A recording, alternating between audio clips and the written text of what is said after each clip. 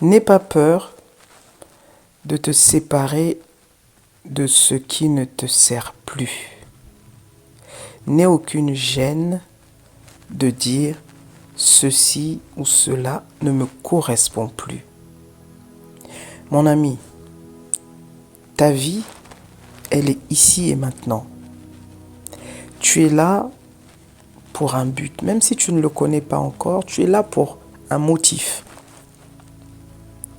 Très souvent, on va oublier ce qui nous fait du bien, ce qui est bon pour nous, ce qui nous correspond le mieux, juste par peur d'attrister quelqu'un, par peur des jugements, des représailles, du fait que tu ne rentres pas dans une certaine façon de faire par rapport à ton choix. Mais laisse-moi te dire quelque chose. Tu es là pour avancer. Tu es là pour expérimenter. Tu es là pour apprendre des choses. Et dans cet apprentissage, il y a le désapprentissage. Comme je l'ai dit tantôt dans d'autres interventions. Tu apprends aujourd'hui, tu désapprends demain. Tu apprends aujourd'hui, tu désapprends demain. Et ainsi de suite. Et dans le fait de désapprendre, ou apprendre, ça dépend de quelle perspective tu vois la chose, il y a des personnes, je parle ici particulièrement des personnes que nous rencontrons dans la vie, qui ne nous servent plus. Il y a des personnes qui vont rester en chemin. Il y a des personnes avec qui tu vas avancer. Il y a des personnes, comme je disais, qui ne sont là que pour te tendre la main. Juste le fait de te tendre la main, de te relever, c'était tout leur rôle dans ta vie. Il y a des personnes qui ne sont là que pour te donner une information. Il y a des personnes qui ne sont là que pour te montrer le chemin au loin. Il ne va pas y aller avec toi, mais il te montre juste au loin. Vous voyez avec le doigt, il est là avec toi, mais il te montre au loin. Voilà, tu vois la rue en face là-bas, c'est celle-là que tu dois prendre. C'était tout le rôle qu'il avait à jouer. Mais quand tu t'embarques avec tout ce qui ne te sert pas, c'est pour ça que tu as l'impression que tu n'avances pas. C'est pour ça que tu as l'impression que les choses ne changent pas. C'est toi qui dois faire, comme on dit, le tri. Il y a des choses depuis des années qui sont dans ta vie, qui ne devraient même plus être dans ta vie. Et tu le sens. Tu le sens dans l'interaction que tu as avec la chose, dans l'interaction que tu as avec, par exemple, la personne. Tu sens qu'il y a plus rien, en fait. C'est pas que la personne est devenue mauvaise. C'est pas que tu es devenu trop ou pas assez. Ça n'a rien à voir. Nous sommes des êtres vibratoires. Nous sommes à la base que pure énergie. Donc, c'est l'énergie que nous vibrons doit attirer l'énergie qui nous correspond. C'est ce qui va créer l'amitié, c'est ce qui va créer les relations amoureuses et toutes ces choses-là avec lesquelles on semble être un. Hormis ça, il n'y a rien d'autre en dehors de l'énergie. Donc tu vas voir, moi par exemple, pour vous donner un exemple, je vais fréquenter une personne pendant un moment. Quand je vais constater en moi-même que les discussions ne sont plus à la hauteur de ce que peut-être mon âme recherche. Vous savez, il y a toujours une soif en nous qu'on ne peut pas nécessairement expliquer avec les mots. Mais vous le sentez dans les discussions. Vous étiez très, très, très amis à cette personne parce que les discussions, elles étaient riches. En tout cas, ce que j'appelle riche ici, c'est simplement que vous vous retrouviez, quoi, en fait, dans ce que vous partagez avec la personne. Et là arrive un moment où tout devient plat, tout devient platonique. Vous avez l'impression que la seule chose qui vous lie, c'est juste le passé. C'est juste les événements qui sont passés. Quand vous êtes ensemble, c'est juste pour parler de... Ah, tu te souviens, il y a 10 ans, quand on avait fait ceci. Tu te souviens, il y a 2 ans, je t'avais prêté cela. Et vous remémorez la même scène encore et encore sous différentes perspectives. Et là, moi, personnellement, Genesis, il y a des facteurs comme ça qui, moi, me disent je ne vibre plus énergétiquement, je ne vibre plus la même chose avec cette personne-là. Vous voyez? Ça peut être le fait de s'ennuyer. Quand vous êtes en présence de cette personne, et ça peut aller même loin, des fois vous avez la personne vous ennuie tellement que ça suscite l'impatience qui va susciter parfois même l'énervement. C'est-à-dire que vous ne vous reconnaissez plus dans ce que la personne dit. Vous ne vous reconnaissez plus dans ce qu'elle fait.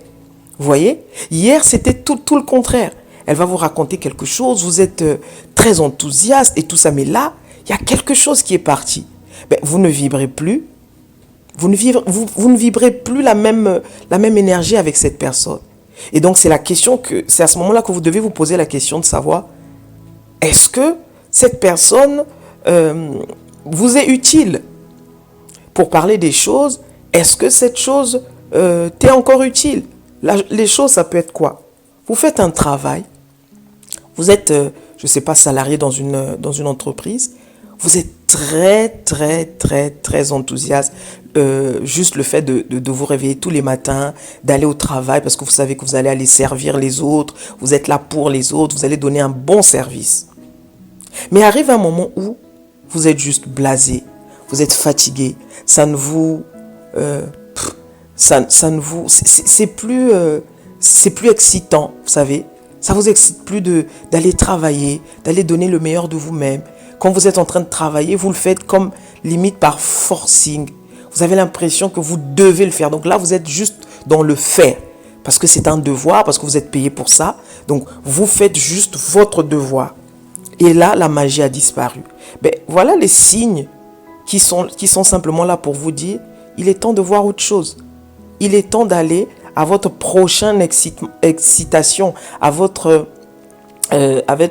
prochaine passion. Parce que là, la passion est partie. Et c'est un signe parmi tant d'autres qui peut être là pour simplement vous dire qu'il y a quelque chose qu'il faut revoir. Il y a quelque chose qui n'est plus aligné avec vous. Est-ce le travail en lui-même? Après ça, ce sont des questions propres à vous. Est-ce que c'est le travail en lui-même qu'il faut changer? Est-ce que c'est juste peut-être une perspective de votre travail qu'il faut revoir, qu'il faut réajuster? Ça aussi, ça vous appartient. Mais les signes sont nombreux. Les signes sont nombreux.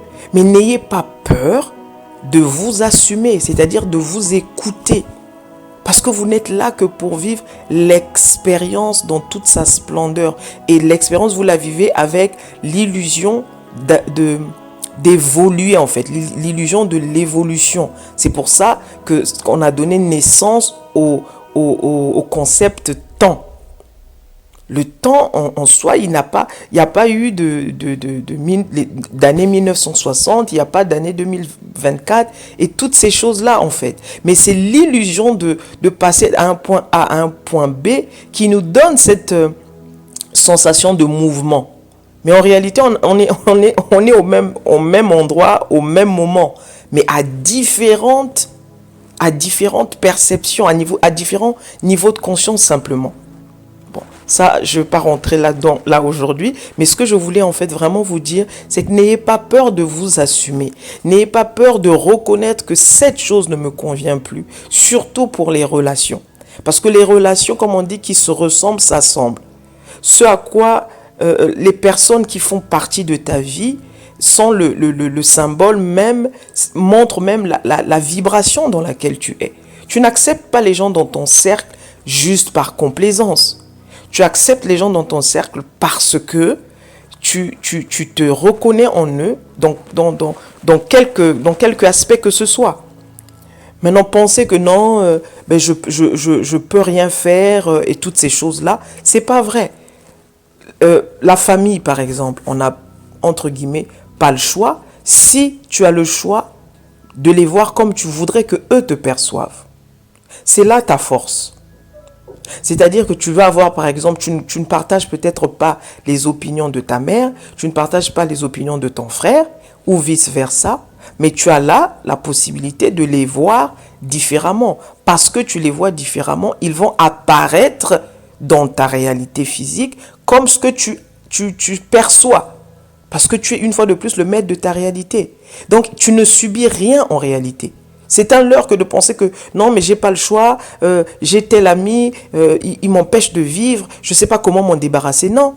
Ou tu veux le garder dans ton cercle, mais alors à ce moment-là, il faudrait que toi, tu puisses te dépasser, dépasser tes peurs, c'est-à-dire que oublier l'image négative peut-être que tu as de cet ami-là et le voir comme l'ami que tu voudrais qu'il soit, ou alors tu le sors de ta réalité.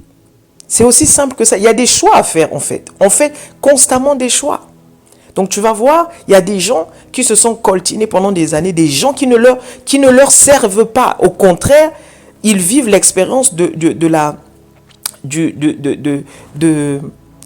l'expérience de quelqu'un qui les dessert.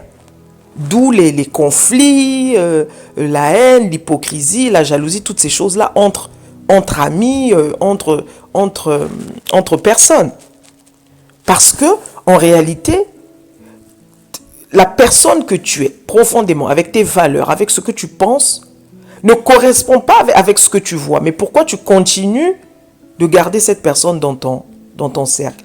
Mais là, derrière, il va y avoir beaucoup de croyances. Oui, mais on vient de loin, on est amis depuis 40 ans, c'est grâce à lui que j'ai eu mon travail, donc je lui en dois une. C'est sa mère qui m'avait fait ceci quand j'étais petit. Vous voyez, derrière, en fait, il y a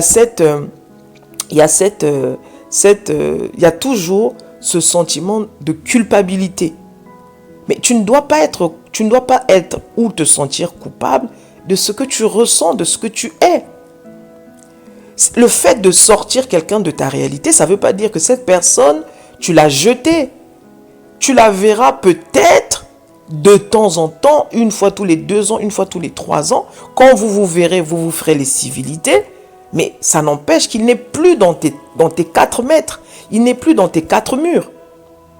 Qu'est-ce qui te fait penser que être reconnaissant vis-à-vis de quelqu'un, c'est le garder proche de toi ou près de toi? Ça n'a rien à voir. Ça, c'est de la culpabilité déguisée.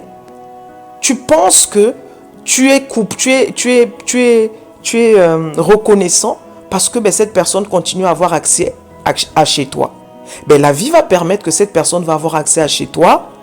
Cette personne va foutre le bordel dans ta famille, va foutre le bordel dans ta maison.